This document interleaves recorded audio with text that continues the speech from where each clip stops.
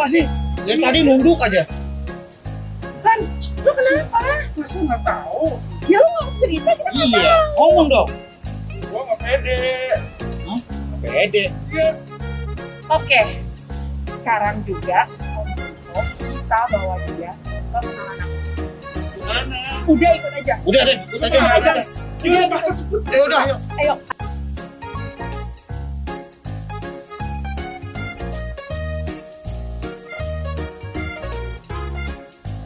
Ya, adik-adik saya datang. Baru ceritanya. Aku aja. Iya. Jadi begini. Nggak usah. Udah. Kita loh. Tenang aja. Jadi begini, Bu. Teman-teman biasa hangout bareng, nge-vlog bareng, selfie ya. Selfie. Oh, salah. Selfie bareng gitu. Tapi dia kayak semangat, nunduk terus kayak gini nih perilakunya. Iya, jadi kayak perilakunya dia dulu sama yang tadi kita jalan itu kayak Iya. beda banget kan, Banget. beda banget. Jadi kayak kita notice gitu. Kan coba lah ceritain. Gak apa-apa, Van. Jadi gini Bu, sebenarnya saya insecure, saya malu. Karena perut saya bulat dan membengkak. Gitu. Iya. Please. Gara-gara perut lo doang kita bawa lo kesini. Sorry aja sebelumnya. Maaf ya. It's okay. Nah, berarti Ivan ini perlu belajar untuk self love. Hah? Apa tuh? Self love. Iya, self love. Halo, jumpa lagi dengan kami, TVRI, Tasya, Fandi. Rivo. dalam acara. Bentar dulu. Apa lagi? Kan kalian syuting terus, aku ditinggalin. Ya, Bang Ivo-nya yang kemana? Iya, Bang Riva yang kemana aja? Tau nggak? Kenapa Aku tuh? punya tinggal baru nih, Bu. Gaya betul. Tapi aku udah ajarin si Fanny. Oh, yang tadi. Iya, itu. Pantesan dari yang gitar ya. Oh iya tuh. Coba gimana ya? Obsesi, obrolan seru sampai berisi. Oh, ulang lagi. Oke. Oke. Obsesi, obrolan seru sampai berisi. Akhirnya bisa juga. Berfaedah ya di rumahnya aja itu Iya, ya. Iya dong. Biar kita lebih semangat. Oh gitu. Udah sekarang udah tidak menunduk ya Far ya. Oh iya, udah. Tidak. Oke, langsung aja Tanpa berlama-lama. tanpa berlama-lama. Ya. Obsesi kali ini itu serba pink itu kenapa ya? Boleh Ivan diri. Kita di bulan apa? Di bulan apa? Oh, Februari. Oh. Kenapa tuh bulan Februari? Karena Februari itu adalah merayakan kasih sayang, hari bulan kasih sayang. Wow, hari ini kita semua merasa disayangi. Betul. I love you, Lord. Oke, tanpa berlama-lama sudah kedatangan narasumber betul? Ya, betul. Yang udah bersama-sama dengan kita hari ini. Halo Cili. Halo semua. Thank you ya Ci udah mau meluangkan waktu hari ini untuk kita ngobrol-ngobrol sama kita, ngobrol-ngobrol seru, santai dan berisi. Sampai dan berisi. Iya. Tentunya. Iya. Ngomong-ngomong, boleh nggak ini kita lepas masker agar ngomongnya enak gitu? Oh, boleh. Cici Iya. nggak apa-apa. Udah tes kan? Udah. Kebetulan. Oke. Kebetulan. Iya, kita udah tes. Aman, berarti aman Iya, ya, aman oke. ya, Ci. Kita udah ya. Bisa di ini nggak? Di ini nggak ya? Ya udah kita udah Oke, pokoknya udah tes berarti ya. boleh ya? Boleh. Oke, kita permisi ya. Ci. Hah? Kita Permisi masuk ya. ya. Oke. Oke. Beda ya? Wow, Jadi udah enggak ngap lagi ya. Iya, Oke, lebih- oke. lebih nyaman. Oke, langsung aja tanpa lama-lama. Mau ngenalin narasumber kita hari ini kali ya. Iya. Jadi teman-teman di rumah mungkin udah sering lihat sosok satu ini. Namanya Cilili. Sebentar. Saya ambil kartu nama supaya namanya lebih lengkap ya. Iya, iya. Jadi nama lengkapnya adalah Swiliana Octavia, jangan lupa empathy psikolog. Wow. Ini dia. Sesuai dengan namanya, betul? Betul. Beliau merupakan seorang psikolog anak, ya betul Ci? Betul. Betul. Prakteknya di Kelapa Gading ya? Iya, antara lain di Kelapa Gading. Oh, ya. Oh. Selain dengan profesi psikolog, Cilili juga melayani di GBI Rain 1D sebagai guru kom dan juga gembala kul. Betul Ci? Betul. Iya, gitu. Sangat Kok bengong sih? Saking terpukaunya sama Oke, bintang tamu kali ini. saking terpukau. Kita nggak bisa jawab, Ci. Udah kangen banget sama kalian. Aduh, jadi pengen menangis. Aku jadi mual. Gitu loh. Ci, ini boleh panggil Ci, kakak. Oh iya, atau Ibu? enaknya. Enaknya gimana? Biar kita lebih dekat. Iya. Wah, sudah. Tambah mual. Ya. Kakak mungkin. Oke, dia. kakak. Iya, iya. Enaknya. Aku jadi muda lagi. Oh, iya. Tolong tutup silau. Oke. Yang mual. Iya, iya. Gimana, Van? Ada banyak pertanyaan nggak? Nah, Oh, banyak dong. jadi kan ini kan ngomongin tentang tadi kita udah bahas di awal Apa tuh? self love. Nah, betul banget. Dan Betul. pastinya tadi kan aku kan insecure. Dan mungkin bukan aku aja. Yap. Bisa juga teman-teman yang nonton. Bisa saat jadi ini. Kak Rivo juga mungkin pernah. Oh, itu. Betul sekali. Mungkin Kak Tasya juga pernah. Pernah, menurut aku ya, insecure itu mungkin semua orang pernah ada part itu, merasakan Di dalam insecure di diri, society. ya, dengan dalam mereka berproses gitu, dalam kehidupan mereka masing-masing. Supaya Hari kita ini- nggak menebak-nebak, Iya. mendingan Kita tanya udah ada langsung pakarnya ke kita. langsung, Iya, ya pakarnya kan? langsung. Nah, Ci, kan Ci Lili sebagai psikolog nih, udah sekian lama Cici jadi psikolog, profesi psikolog. Pernah nggak sih Cici mengalami ya kayak tadi tuh kayak insecure atau ya bagaimana ya kayak jatuhnya jadi kayak mungkin ngeblame diri sendiri kayak gitu Ci? Pernah? Pernah. Maka saya jadi psikolog. Oh, Oh, jadi itu alasannya? Betul. oke. Gimana tuh Ci? Boleh nggak diceritain? Iya, Kak, boleh sorry. banget. Boleh. Ya, jadi awal mulanya adalah saya sewaktu dikandung mama.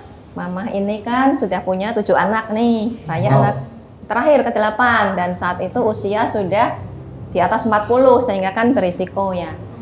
Akibatnya memutuskan untuk menggugurkan kandungan. Iya, jadi sempat beberapa kali dilakukan begitu usaha-usaha menggugurkan, tapi ya tentu atas kehendak Tuhan saya lahir ke dunia ini. Tapi artinya saya ini sejak di kandungan sudah ada penolakan nih dari mama. Sehingga saya tumbuh sebagai anak yang merasa tertolak, begitu ya, minder. Satu hal pastinya saya punya masalah dengan mama saya nih, karena ya itu ya tertolak sejak dari kandungan, jadi saya ini nggak suka sama mama, bermusuhan gitu ya, kalau suka membantah. Ya. Nah, selain itu juga saya tumbuh sebagai anak yang tidak suka dengan diri saya, minder, jadi kayak Fandi tadi ya, nunduk kalau diajak kenalan tuh nggak berani tuh kontak mata gini, nggak berani nunduk gitu ya. Terus kalau diajak ngomong tuh deg-degan gitu, takut ya nggak tahu juga sih takut apa, tapi hidupnya tuh banyak takut gitu. Oke, sorry Kak. Berarti kalau tadi agak nggak suka sama mama, berarti ya kepahitan ya kalau anak dewasa bilang kepahitan. Ada Itu karena ada mungkin ada perlakuan mama yang tidak sesuai dengan keinginannya Kak Lili atau gimana tuh? lebih tepat karena ya penolakan itu saya kan nggak tahu ya. Jadi awalnya tidak ada yang memberitahu, mama ataupun saudara-saudara tidak ada yang memberitahu, dan tapi ya kenyataannya sehari-hari saya nggak suka gitu sama mama. Jadi selalu melawan sampai suatu hari saya lupa tepatnya saya umur berapa. Kakak saya yang paling besar memberitahu bahwa dulu kamu tuh pernah mau beberapa kali digugurkan, lalu ya waktu itu sempat ke tukang pijat dan juga minum jamu, kira-kira begitu mama. Nah dari situ kemudian ya singkatnya kan saya kemudian berminat nih masuk psikologi, dan dari situlah saya tahu oh jadi kenapa saya memberontak lah ya kepada mama, karena sebetulnya sejak kandungan itu saya merasa tertolak begitu. Jadi saya ada marah yang sebetulnya saya nggak ngerti sebabnya apa. Tanpa disadari ya. Iya betul. Tapi ini Ci, ketika Cici, maksudnya apakah itu langsung kayak tiba-tiba berubah aja dan ya udah gitu atau gimana? Kayak kondisi jadi baik-baik aja gitu, ya udah oke, gue harus menghormati nyokap gue gitu. Oh itu ada proses yang panjang gitu. Oh. Mama sih sayang ya, karena pada dasarnya mama penyayang anak gitu. Jadi ketika saya akhirnya lahir ya tentu orang tua sayang, mama, papa, semua saudara sayang. anak paling kecil gitu kan. Kemudian masa kecil saya bahagia ya, jadi penuh dengan bermain, outdoor, indoor, dan saya baik-baik saja.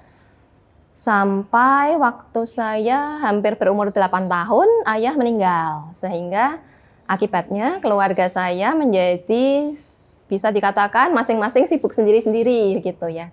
Karena kan kakak-kakak saya sudah besar, masing-masing bekerja, sekolah, pacaran, jadi sibuk masing-masing. Sementara kami juga ada usaha keluarga yang dijalankan oleh mama dan kakak-kakak saya. Saya juga kadang bantu di toko, sehingga kayaknya tuh hidup masing-masing begitu. Dan saya ingat usia sekitar kelas 5 SD. 5 SD itu saya mulai merasa sendiri ya. Jadi kakak-kakak saya yang biasa mendampingi saya sekolah, karena gap usia kan sangat jauh dengan mama, sehingga urusan sekolah dan aktivitas saya itu dihandle oleh kakak saya, kakak-kakak perempuan saya, yang ketika kemudian mereka satu persatu menikah, keluar dari rumah, akhirnya saya tidak terurus nih. Jadi apa ya? Tumbuh sendirilah pokoknya. Iya, saya ke kelas 5, kelas 6 SD itu kalau pulang sekolah ya saya nggak pulang rumah, tapi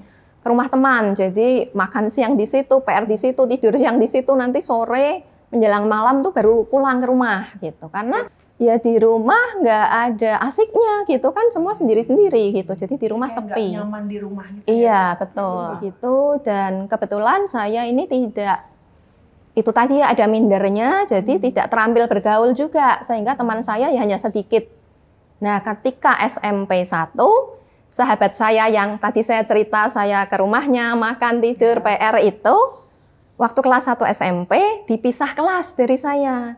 Jadi kami nggak satu kelas lagi, dan makin kesepian lah saya. Sempat tuh kepikiran bunuh diri gitu ya, itu waktu SD lah, SD, SMP tuh ada kepikiran gitu ya, aduh, gimana ya kalau bunuh diri ya, karena rasanya kok hidup ini nggak berharga, kok orang-orang lebih baik dari saya, orang-orang lebih happy dari saya, begitu. Itu mulailah saya di kelas sulit untuk konsentrasi, karena kan yang dipikirin masalah, aduh saya susah, saya sedih gitu ya, saya minder. Akibatnya kalau nggak konsentrasi di kelas kan nilai-nilai menurun gitu ya. Akademis jadinya. Betul, PR nggak bisa ngerjain, sementara temen nggak ada yang akrab banget gitu, jadi juga nggak berani nanya. Kalau nggak bisa PR di rumah nggak ada yang ditanya juga gitu, jadi akhirnya sering nggak bikin PR. Terus akibatnya kan dihukum tuh sama guru, makin stres lagi gitu ya. Ya masalah-masalah seperti itu saya alami ya, setiap hari di rumah nggak happy, kurang perhatian, di sekolah juga sering dimarahin, terus juga malu kan ya kalau sama teman-teman. Nah, kemudian mulailah saya bolos sekolah. Kadang masuk, enggak. Tapi kan akibatnya jadi sering ketinggalan kan, ketinggalan pelajaran, makin malas. Sampai akhirnya sama sekali nggak masuk sekolah gitu ya. Seminggu nggak masuk, 2 minggu nggak masuk. Ya itu mulai kan, guru mulai bertanya ke keluarga mulai perhatian, ada apa. Nah, sewaktu saya tidak masuk sekolah itu, hidup saya penuh dengan ketakutan. Jadi kalau ada telepon, waktu itu kan ya masih telepon rumah. Iya, telepon rumah bunyi atau bel pintu bunyi, saya tuh takut. Wah, ini guru saya nih datang. Iya, teman saya datang mau. Salah duluan. Iya, takut mau dipaksa sekolah gitu. Sementara saya tidak berani menghadapi sekolah. Akhirnya mulai keluarga perhatian, dan atas saran guru tuh kepala sekolah saya datang tuh sampai ke rumah gitu. Akhirnya atas saran guru saya dibawalah ke seorang psikolog, konsultasi begitu, dikasih saran-saran, keluarga juga harus memperhatikan begitu. Dan waktu itu keputusannya adalah lebih baik saya berhenti saja sekolah gitu, karena toh kalau saya masuk dengan beban pelajaran ketinggalan yang begitu banyak, juga dengan beban malu terhadap teman-teman, lebih baik stop dulu deh, pemulihan psikis dulu. Kemudian minum obat psikiater, konsultasi, dan saya ingat salah satu saran dari psikolog adalah bangunlah rohanimu. Wow. Iya, jadi aspek rohani, ketuhanan, dia bilang begitu. Kemudian selama masa saya di rumah itu, ya masih proses pemulihan lah ya. saya dianggap lebih baik saya tinggal di rumah kakak saya yang paling besar nih, yang dulu awalnya ngurus saya sekolah nih. Iya, dan kakak saya itu punya anak, iya, punya anak yang waktu itu masih kelas 1 SD. Jadi saya SMP, ponakan saya itu kelas 1 SD. Bedanya dikit ya. Iya, dan saya karena nganggur kan, saya ngajarin dia pelajaran. Iya. Guru, guys. Iya, betul. Dan kemudian sampailah Sambil sekolah itu, Ci? belum, kan masih belum. belum sekolah. Sampai kemudian tahun ajaran baru nih, dan saya didaftarkan di satu sekolah, Di Semarang. ya di Semarang masih, dan saya masuk ke sana. Awalnya itu masih minum obat psikiater ya. Iya, saya masuk hanya bertahan seminggu di sekolah itu, kemudian saya nggak mau sekolah lagi. Tapi masa-masa itu saya tuh sering banget mimpi. Mau tahu nggak mimpinya apa? Mau banget. Mau banget. Iya, jadi saya sering bermimpi, saya itu jalan kaki mendekati sekolah saya. Tapi dekat sekolah saya balik. Saya jalan pulang. Jadi intinya saya pengen sekolah tapi saya takut. Dan itu terwujud dalam mimpi-mimpi saya. Dan mimpi itu berulang. Gitu. Waktu itu sih saya nggak cerita ke siapa-siapa ya. Nah, jadi Itu langsung terus-terusan gitu. ya, cukup sering mimpi itu, dan keluarga saya karena ya mereka sudah perhatian ya ke saya. Di sekolah yang baru ini walaupun saya nggak masuk, ya jadi setelah seminggu sekolah kemudian nggak masuk, total tuh 3 bulanan. Nggak masuk lagi 3 bulan. Iya, Setelah 1 minggu masuk Seminggu lagi. doang. iya, Keren. SMP 2. Kemudian keluarga saya tuh tetap bayar uang sekolah dan ngomong ke pihak sekolah dengan harapan suatu hari entah kapan saya bisa masuk sekolah lagi. Nah, saat itu memang masih konsul dengan psikolognya, dan ada satu peristiwa yang jadi titik balik nih. Kenapa setelah 3 bulan itu saya masuk sekolah Masuk lagi? sekolah. Ya. Dan 3 bulan itu saya ya kadang diajak keluar, jadi misalnya antar jemput ponakan saya sekolah itu saya ikut. Tapi sambil malu, takut nanti kan pasti ditanya, ya loh umur segini kok nggak sekolah, ini jam sekolah gitu. Jadi ada rasa takut-takut begitu ya. Tapi kakak saya support saya begitu ya. Dan kemudian ada satu hari di mana waktu saya ngajarin keponakan saya PR, kakak saya tuh bilang begini, Lili, sekarang ini kamu masih bisa tuh ngajarin keponakan kamu pelajaran, karena keponakan kamu masih SD.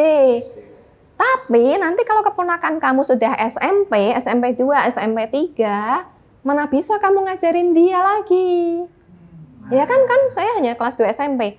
Kata-kata itu Kerekam menusuk. ya? Oh. Iya, jadi jelek gitu ya istilahnya ya. Iya, mak jelek gitu. Sehingga saya merenungkan. Baru, bro. Iya, saya merenungkan kata-kata itu, betul juga ya. Gimana ya saya ya hanya sampai kelas 2 SMP begitu. Kemudian besoknya saya membulatkan hati, saya bilang ke kakak, ke keluarga, yes, saya mau sekolah, gitu. Saya mau masuk sekolah. Sehingga saya ingat sekali hari yang bersejarah itu, saya diantar kakak saya ke sekolah, dan memang disetting oleh psikolog dan oleh kepala sekolah, bahwa saya masuk itu ketika semua murid sudah masuk ke kelas.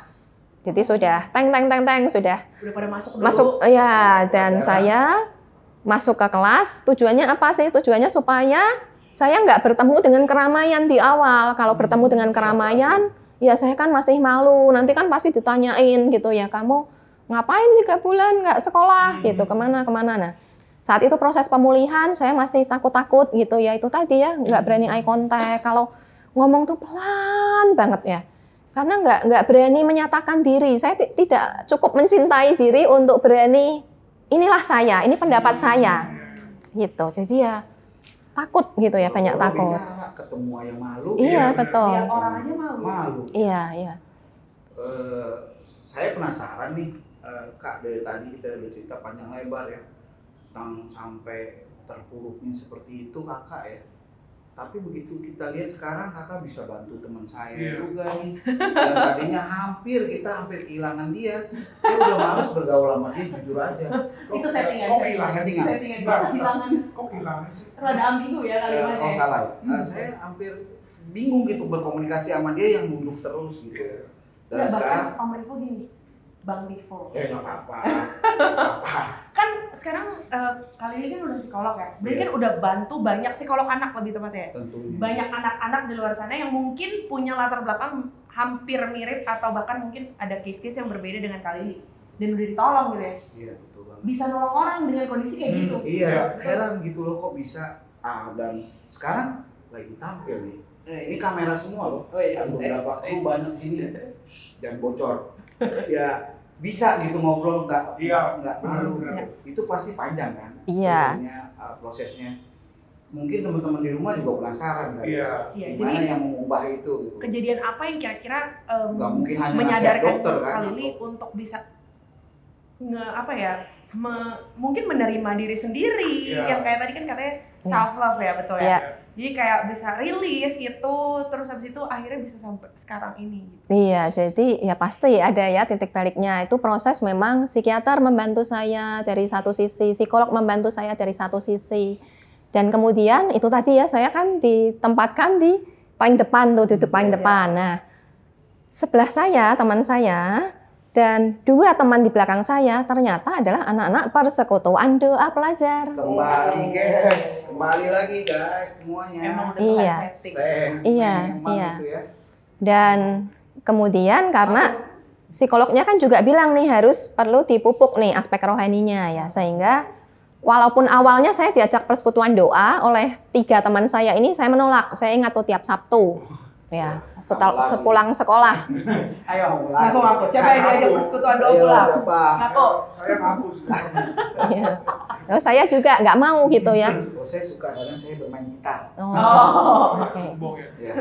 Lanjut. Ya, kemudian suatu saat saya ingat, saya kan bantu di toko ya, jaga di toko. Saya itu lihat waktu Sabtu sore, ada teman saya persekutuan doa itu lewat depan toko saya. Saya tahu, oh pasti nih dia pulang nih dari persekutuan doa. Saat itu entah bagaimana saya tuh mikir, pengen ya mereka tuh anaknya baik-baik gitu. Ya, yang ngajak saya persekutuan doa tuh 3 orang tuh baik-baik sama saya gitu. Jadi saya pikir ini kayaknya aman nih kan, ya insecure kan, nggak merasa aman, minder. Jadi saya menilai ini kayaknya baik-baik, saya bisa aman nih dengan mereka. Akhirnya dan mereka rajin tuh ngajak, ya. Dan waktu mereka ajak, saya bilang oke deh mau gitu. Nah akhirnya itu saya ke persekutuan doa. Saya masih ingat waktu diajak kenalan sama ketua persekutuan doanya gitu ya. Diajak salaman itu saya tuh nunduk, saya ingat banget, jadi nggak berani natap mata, terus Tapi nggak ngasih tangan juga. saya lupa tuh, tapi yang pasti suaranya pelan banget. Saya lupa, mungkin nyalamin gitu ya, takut-takut. Ya singkatnya, wah kok enak ya. Waktu itu memang background keluarga saya sama sekali, ya bukan sama sekali ya, ada yang sudah mengenal Tuhan Yesus, tapi mayoritas belum, sehingga saat itu agak asing ya, maksudnya yang namanya oh kok doa begitu ya, nyanyi begitu. Maaf. Ini udah lahir, maksudnya keluarga Kristen apa? Bukan Oh, keluarga oke. Kristen. Baik. Jadi asing, tapi kok asingnya itu menenangkan. Ya adem denger ya, kayak tadi Bang Rivo ya, jereng-jereng gitu, Wah, adem gitu. Kemudian Mau pakai juga. iya, teman-temannya juga nih baik-baik nih kayak Tasya, Fandi, Bang Rivo ya. Jadi nyaman gitu ya, merasa saya kok diterima. Mereka baik. Kemudian oh doanya kok bagus gitu ya. Kemudian belajar firman, dengerin firman. Nah, kemudian waktu itu masih bingung-bingung ya, pokoknya ikut aja gitu. Jalan aja dah. Iya, Yang penting punya karena komunitas nyaman, gitu. betul. Sampai tidak lama dari itu ada retreat 1 hari. Iya. Kembali retret itu penting guys. Iya, masih di dalam Ikut, kota, kalian ikut. Ya itu karena merasa nyaman nih, teman-temannya oke.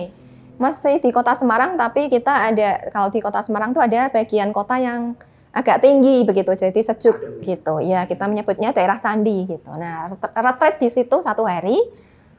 Yang khotbah juga sederhana, bukan pendeta besar, tapi saya ingat seorang mahasiswi yang sharing pengalaman saya sebelum kenal Tuhan Yesus, hidupnya seperti apa, dan sesudah mengenal Tuhan Yesus, hidupnya berubah. Nah, di akhir sharingnya, dia mengajak kami semua peserta retreat yang mau mengalami itu perubahan hidup, yang mau mengalami kasih Tuhan Yesus, silahkan taruh tangan di dada, ikuti doanya dia. Dan karena saya begitu terpukau, ya wah kok bisa ya orang berubah setelah mengenal kasih Tuhan Yesus. Wah saya juga mau nih. Saya kan hidupnya nggak enak kan, takut, minder, merasa nggak berharga, bahkan dulu sempat kepikir mengakhiri hidup. Ya, saya mau dong hidup yang seperti itu, yang wow gitu. Akhirnya saya ikut tuh, taruh tangan di dada, ikutin doanya dia. Doanya simple. Tuhan Yesus masih ingat ya, seperti doa menerima Tuhan pada umumnya yang ya kita. Jadi Tuhan Yesus, saya manusia berdosa, ampuni dosa saya menerima Engkau sebagai Tuhan dan Juru Selamat, masuklah ke dalam hati saya, perbarui hidup saya, ubah hidup saya. Nah saat itu ada lagunya juga. Mau tahu lagunya apa? Boleh? Iya, jadi lagu dari Pak Niko, ya. Lagunya ini, Kasih Yesus sungguh indah. Boleh diiring? Kita nyanyi dikit ya. Ya. Sungguh indah di dalam hidupku ini, sungguh manis, lebih manis hidup bersama Yesus.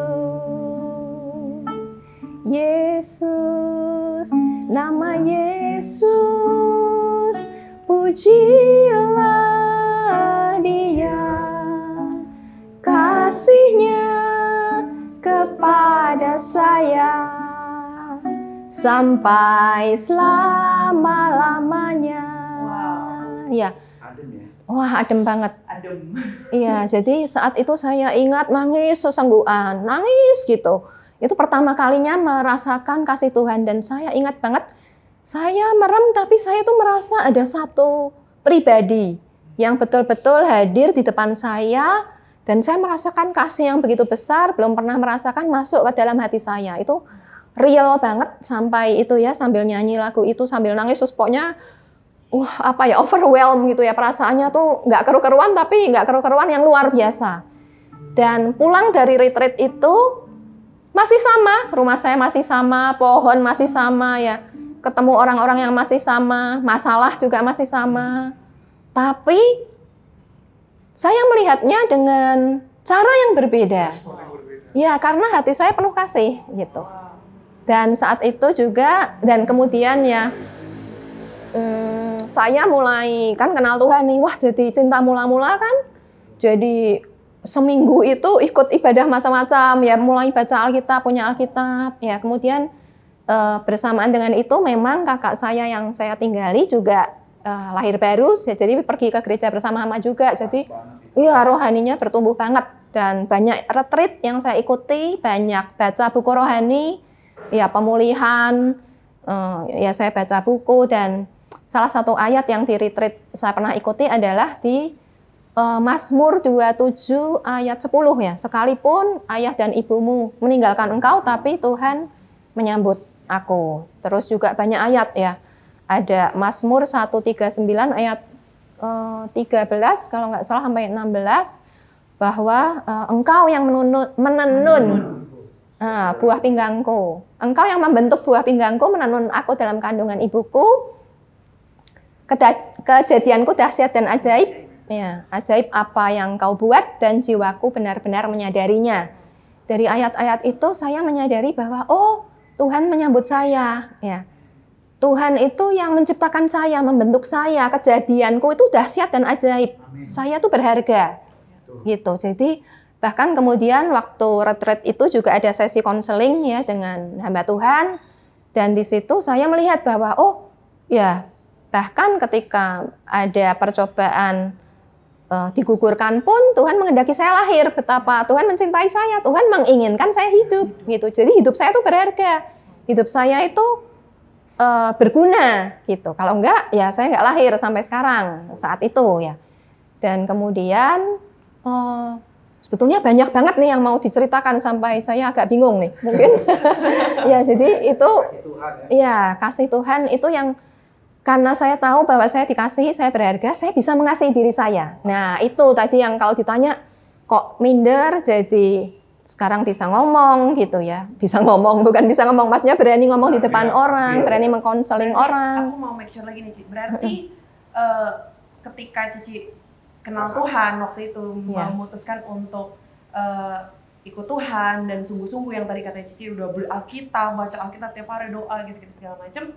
Sebenarnya kondisinya berjalan ya udah kayak gitu aja ya, Ci. Tetap kondisi Nggak berubah. tidak gitu. berubah gitu, tapi karena Cici ada pengenalan akan Tuhan yang lebih dalam lagi, akhirnya itu yang seiring dengan berjalannya waktu mengubah Cici gitu ya. Betul. Jadi mungkin ini pesan juga boleh ya ke siapapun yang mendengar ini, bahwa memang namanya hidup pasti kan ada masalah ya. Ya, pasti. Itu nggak mungkin lah kita kenal Tuhan pun masalah tetap ada. Tapi justru disitulah bedanya. Bahwa ketika kita punya Tuhan, ya kita kuat. Oke, berarti Dan ya, aku tadi dan apa? Tadi mau apa? kita kuat dan kita kuat dan kita kuat. Oh, Oh. nah, tapi gini, kan sekarang kalau kita lihat, berarti Kak Lili sekarang tuh sepertinya going well gitu. Nggak ada masalah apa-apa setelah kenal Tuhan lebih lagi, lebih kuat. Apakah itu berjalan mulus terus? Atau Ketika udah ikut Tuhan. Enggak juga sih. Nah, mungkin itu juga kembali ke yang tadi Mama ya, yang saya suka bantah Mama, nggak menghormati Mama saya. Itu juga terus dipulihkan. Jadi tentu ya dengan mendengar khotbah, baca firman, ya kita harus menghormati orang tua kan, firman mengajarkan, dan juga tentang kepahitan yang tadi sempat Fandi bilang ya di awal, saya punya kepahitan dengan Mama. Itu juga kemudian dipulihkan begitu ya, kasih Bapak, karena kan ayah saya meninggal, saya masih kecil ya, jadi itu semua dipulihkan sampai tentu itu berproses ya, melalui bantuan juga hamba Tuhan. Kakak saya yang pertama kali percaya Tuhan Yesus itu seperti imam lah dalam keluarga saya, dia yang mendoakan saya dan Mama gitu ya, dituntun untuk saling mengampuni, saling menerima. Juga karena yaitu Mama saya lahir baru kemudian. Iya, nggak apa-apa nih cerita sedikit kelahiran baru. Jadi ketika itu saya lahir baru kan ngalamin nih, wah kasih Tuhan luar biasa. Pokoknya saya rindu nih, Mama saya juga kenal Tuhan Yesus. Jadi saya ajak tuh sebuah persekutuan doa, ada brosur waktu itu. Ini saya pikir, wah ini pas nih, cocok nih dengan kondisi Mama saya nih. Karena pembicaranya itu adalah seorang suhu. Nah, jadi orang yang berilmu, suhu, apa ya, yang peramal gitulah. Ya, yang bertobat. Nah ini kayaknya background-nya sama nih, karena keluarga saya juga seperti itu ya, ramal dan jimat-jimat ya gitulah. Iya, sehingga nih kayaknya cocok. Nah, saya berdoa dulu nih sebelum ajak Mama. Mama mau. Saya juga kaget tuh, Mama mau diajak ke sana, ya ikut dengerin gitu ya. Saya nggak tahu lah Mama mikir apa. Saya nih sambil deg-degan nih. Nanti saya pulang dimarahin nggak ya gitu ya. Iya, tapi saya deg-degan. Tapi yang paling deg-degan adalah setelah kesaksian selesai, suhu bilang begini, ya, siapa yang mau terima Tuhan Yesus berdiri? Kaget banget Mama saya berdiri. Iya, wah, tuh deg-degan banget, deg-degannya sukacita ya. Wah, heran ini Tuhan bekerja luar biasa. Jadi saat itu, malam itu saya ingat Mama saya berdiri, saya lihat Mama saya terima Tuhan Yesus. Sejak saat itu kan kita satu frekuensi kan. Iya, jadi sama-sama ke gereja, firman yang kita makan juga sama. Jadi pemulihannya tuh enak gitu. Kakak dipulihkan, Mama juga dipulihkan. Betul. Iya, dan Mama saya sangat rajin baca firman, dan puji Tuhan ya, terus pemulihan, sampai juga saya ingat suatu hari, waktu itu saya sedang mengerjakan PR, dan saya mendengarkan lagu rohani. Saya suka nih dengar lagu rohani, saya ingat ya, Don Moon tuh yang nyanyi ya. Lagu penyembahan sambil bikin PR, tiba-tiba itu hadirat Tuhan turun. Dan saat itu saya nangis. Ya, padahal saya nggak sedang berdoa memuji Tuhan, nggak, sedang PR. Tapi saat itu saya menangis, dan saya percaya itu Roh Kudus ya yang berbicara. Jadi roh seperti saya tuh didorong untuk berdoa satu spesifik. topik spesifik yaitu saya berdoa begini, Tuhan kan mama saya sudah berumur nih, artinya saya tidak tahu akan berapa lama lagi, dan di situ muncul kerinduan yang besar untuk saya itu makin pulih, saya makin menyayangi mama saya menyayangi mama saya. Itu salah satu momen yang saya ingat. Jadi pemulihan itu proses ya, memang dilayani hamba Tuhan, baca buku, ikut retret, pemulihan, tapi itu terus gitu, terus dan terus, sehingga ya mungkin ini pesan juga ya buat teman-teman bahwa pemulihan itu memang butuh proses gitu. Jadi terus dan terus. Nah, kemudian proses itu. iya, dan ya puji Tuhan sekarang dengan mama kita saling mengasihi ya. Dan kalau tadi diomong apakah mulus? Enggak juga, karena saya di usia kemudian ya berjalan terus. Saya pelayanan, kemudian di Semarang saya pindah ke Jakarta, pelayanan juga. Dan sempat usia di ya 30 something saya itu mengalami sakit yang serius nih. Ya, jadi saya sempat didiagnosa oleh dokter, saya kena kanker. Dan hari saya didiagnosa itu, ya saya bingung sekali ya. Jadi setelah USG itu ketahuan, saya pulang ke rumah, bingung, saya cerita ke keluarga, dan saya malamnya berdoa. Mohon maaf Kak, sebelum panjang lebar kaki injak bro. Aduh, Sorry. Sorry. Kira ada apa? Ada apaan? Mohon maaf Eci. Boleh dilanjutin lagi kali. Iya, jadi waktu itu saya sempat sakit kanker. Oh. Iya, dan setelah diagnosa itu keluar, ya setelah USG, kemudian dokternya bilang ini kanker, saya ya pasti stres ya, terpukul. Ya, kemudian saya bawa dalam doa, pastinya malam hari saya berdoa, ya saya cerita ke Tuhan, diagnosanya dokter begini-begini Tuhan.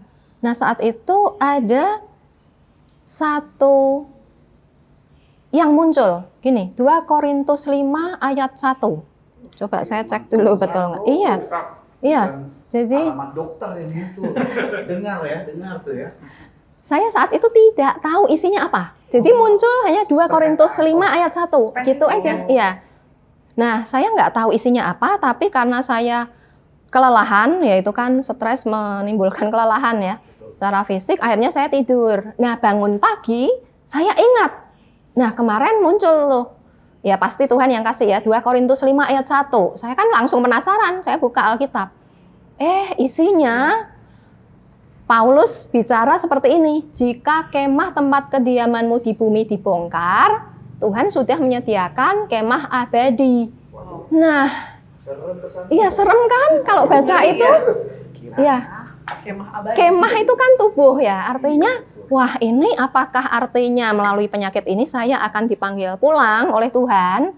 Tapi saya ingat, saya pernah mendengar seorang pendeta berkhotbah begini, kalau kita mendapat ayat, itu jangan kita pikir-pikir, interpretasi sendiri apa artinya, jangan. Lebih baik. Tuh, Pandi, benerin. Pandi terus. Salah. Apa sih minta kaki gua lu? Sorry lah. Jadi saya berdoa, Tuhan ayat ini artinya apa ya? Nah waktu saya berdoa, saya dapat hikmatnya begini. Seperti Tuhan bicara ke saya, Lili, orang itu kan mayoritas yang paling ditakuti itu kan mati, betul ya? Betul banget. Ya. Nah, kalau saya sudah menerima Tuhan Yesus, artinya saya punya hidup yang kekal. Ya, saya percaya bahwa kalau saya meninggalkan tubuh ini, saya bersama dengan Tuhan Yesus. Saya punya hidup yang kekal. Jadi, melalui ayat itu, seolah Tuhan bilang gini, apa yang orang takuti, itu aku tidak takuti lagi. Karena toh mati nih yang orang-orang paling takuti saja, saya sudah punya jaminan. Mau takut apa lagi sih dalam hidup gitu kan? Iya. Kenapa jadi mertua nanti ngomong begitu? Tahuan ntar itu.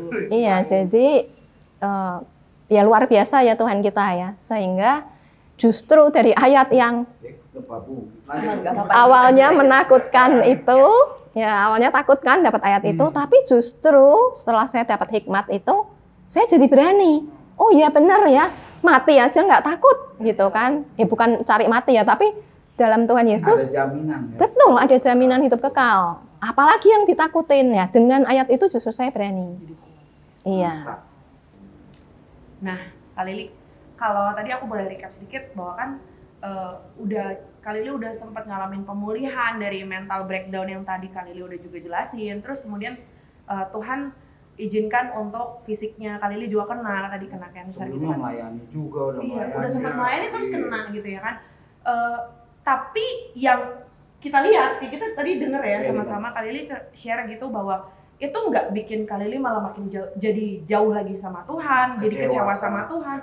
Tapi responnya adalah sebaliknya gitu, bisa makin imannya makin bertumbuh, makin cinta Tuhan, makin sungguh-sungguh sama Tuhan. Betul begitu kan ya Kak Lili? Iya betul, walaupun ketika mengalami tentu juga stres ya, nangis, sedih, ada takut juga pasti, tapi kembali ketika takut kan sudah dapat ayat bahwa kalau kemah saya di bumi dibongkar, Tuhan sudah sediakan kemah abadi. Jadi Oh, makanya jangan nyewain kemah lu.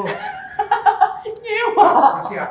Itu camping ground kali Oh, Kak. salah. Nyewa dong. Iya.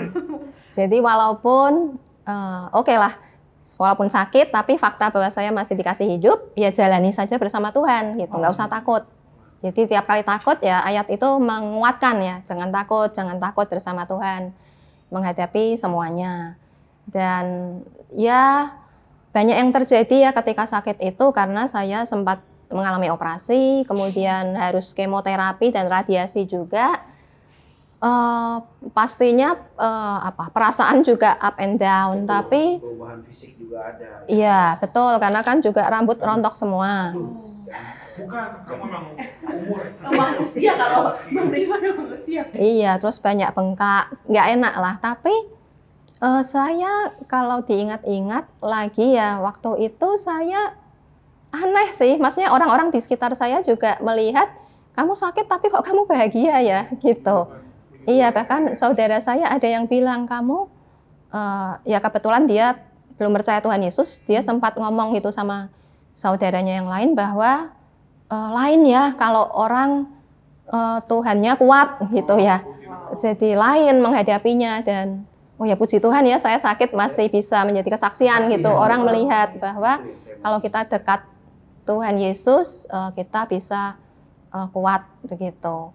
Dan kalau yang tadi Tasya bilang nggak menjauh dari Tuhan ya, kalau orang punya masalah menjauh dari Tuhan, saya pikir itu salah besar ya.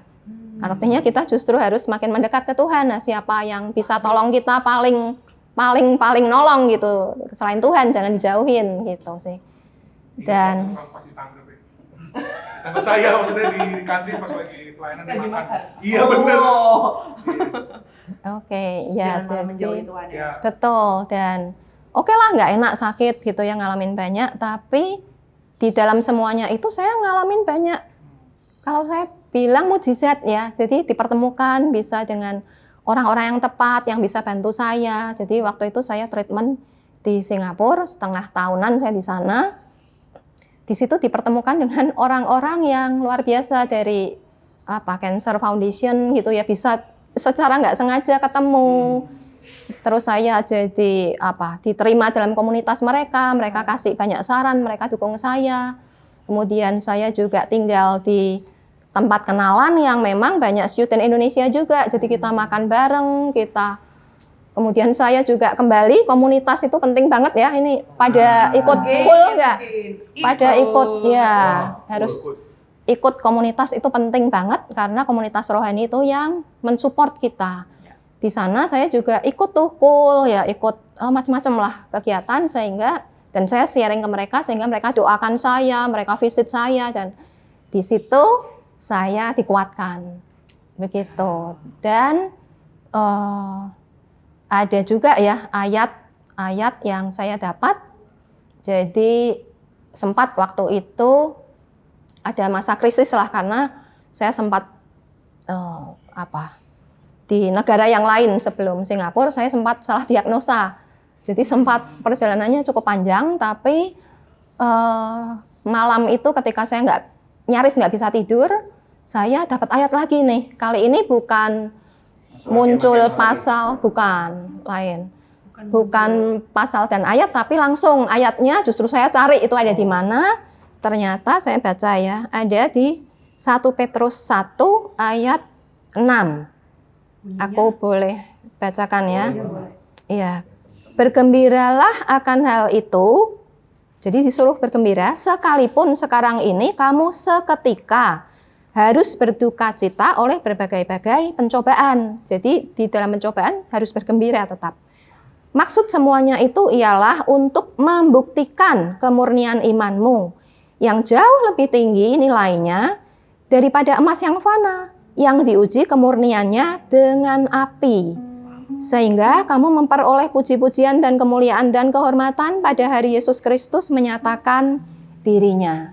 Jadi pencobaan yang saya alami, yaitu sakit itu, sebetulnya tujuannya menguji kemurnian iman saya.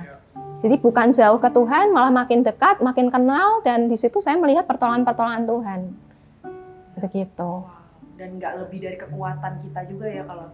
Iya, iya. Banyak deh nanti saya ceritain mujizat-mujizatnya itu apa saja.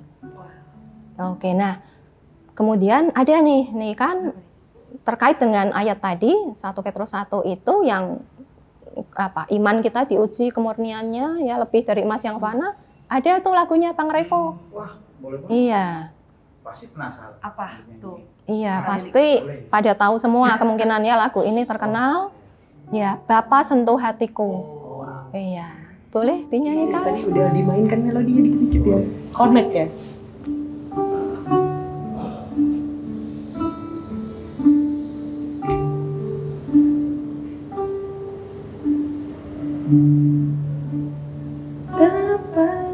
Ku mencintai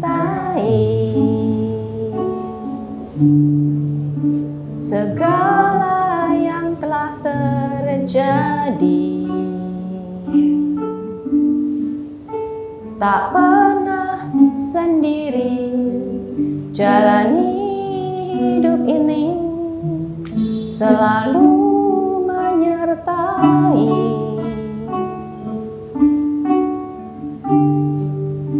Betapa aku menyadari di dalam hidupku ini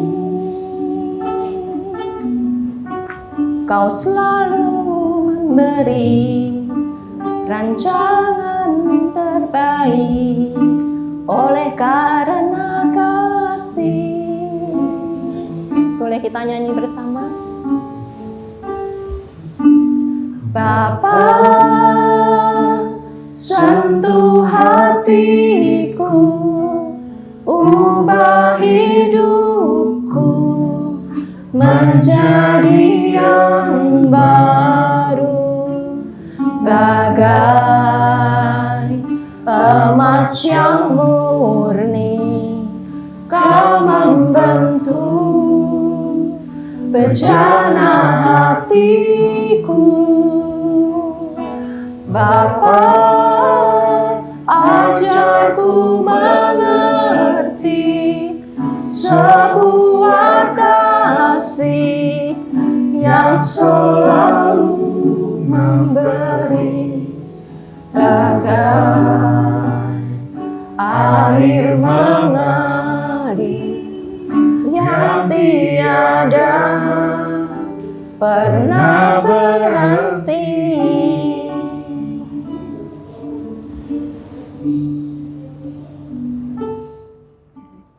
Ya, jadi Tuhan Yesus sudah mengasihi saya, menerima saya, memulihkan saya. Seperti itu jugalah saya percaya Tuhan Yesus juga bisa lakukan untuk kalian semuanya. Tetap kuat dan tabah di dalam Tuhan Yesus. Amin. Wah, Ademnya. merinding ya, merinding. Tetap kuat dan tabah dalam Tuhan. Ya. Amin. Garis bawahi. Wah. Gimana? Sampai meneteskan air mata ya. Aku sih dapat banget poinnya yang waktu pas dalam keadaan sakit gitu loh. Bahwa itu Ya. yang aku rasain gitu loh. Dan aku dapat berkat hari ini bahwa kita tuh jangan pernah menjauh dari Tuhan malah. Ya. Mungkin teman-teman yang menonton saat ini juga pernah mengalami sakit dan bahkan bisa antara dua hal kita bisa menyalahkan kenapa posisi gue jadi begini, Ya. kenapa orang lain kok nggak perhatiin gue. sensitif sekali. Dan itu bisa tanpa gue sadari, gue juga berbuat seperti itu, malah sebaliknya. Nah, gue saat ini gue dengar kayak, thank you Kak untuk pelajarannya. Ya, Ya, sama-sama. biar semakin dekat sama Tuhan lagi. Ya. Papa, Udah, semakin sama Tuhan nanti ya kamu jauh sama aku. Jadi kamu maunya gimana kamu? dia bisa dekati aku ya. Iya, Mungkin juga buat mungkin pendengar yang mungkin sedang sakit atau saudara-saudaranya, keluarganya yang mungkin kena COVID-19 ya, kita berdoa supaya mereka tetap kuat, makin dekat dengan Tuhan. Tuh. Kalau dari Fandi gimana kalau Pak? aku sih pendapatnya pasti gimana kita harus menikmati prosesnya Tuhan. Wow. Karena prosesnya Tuhan tuh pasti hasilnya tuh begitu luar biasa. Ya. Jadi teman-teman nikmatilah prosesnya Tuhan. Gitu. Kok nggak nanyain gue? Oh iya. Iya, kalau Aku kamu, mau ditanya. Iya, iya. Tanya aku. aku kesel. Iya, kalau Nangis kok begitu. Kak Sasya, Gimana ulang? ya Kak Tasya mana? Kalau aku tadi dari begitu panjang gitu yang Khalidin tadi udah boleh share, yang ada dua sih yang cukup meremani aku gitu ya. Bagaimana bahwa kita ini berharga di mata Tuhan dan mulia, kalau ada di antara berharga dan mulia gitu ya. Jadi bagaimanapun latar belakang kita, keluarga kita, apapun yang udah pernah terjadi di hidup kita, Tuhan menjadikan kita berharga dan mulia gitu ya Ci. Tadi kalau Ci boleh cerita. Dan ya udah jangan pernah blame ourselves, jangan pernah merasa nggak layak, nggak bisa bergaul, nggak bisa diterima sama lingkungan kita, karena Tuhan jadikan kita berharga. Dan yang kedua, yang tadi cukup meremah juga, Cilili tadi yang Cilili share pada saat Cilili sakit itu ya sama sih, hampir sama kayak Kak Bang Ivo gitu ya. Jangan pernah malah jauh dari Tuhan, harus makin dekat sama Tuhan. Ya. Karena ketika proses itu Tuhan izinkan terjadi, ketika respon kita benar, Tuhan lihat respon kita benar, malah makin dekat sama Tuhan, pemulihan juga pasti Tuhan kerjakan dalam hidup kita. Itu sih. Amin, amin. Wow, belajar banyak banget ya. Pasti teman-teman di rumah juga pasti belajar banyak hari Ya. ini. Betul, betul. Ubah insecure menjadi Bersyukur. Ah, keren. Bersyukur. Pernah ada maksa tapi lucu ya. Bersyukur. Saya ambil dari film soalnya. Oh, Udah ada. kutip ya. Oke, kita tutup kali ya. Ya, kita tutup Sudah cukup kali. panjang. Sebenarnya thank you banget Nat sekali lagi nih. Sama-sama. Kalian udah boleh hadir di sini. Ya. boleh share. Thank you juga sudah diundang dan boleh bersaksi di sini. Wah. Wow. Ya udah. Cukup sampai di sini obsesi spesial bulan kasih sayang. Ya. Ping ping, ya kan? Ini wow, ini keren banget nih teman-teman kita yang dekor ya kan. Harus diapresiasi. Makasih ya. Tepuk tangan, tepuk tangan, tepuk tangan. Oh, Iya. mohon maaf. Ya. Kita TVRI Tasya Fandi. Rivo. pamit undur diri, sampai ketemu di obsesi Episode selanjutnya. selanjutnya. Bye bye. God bless you.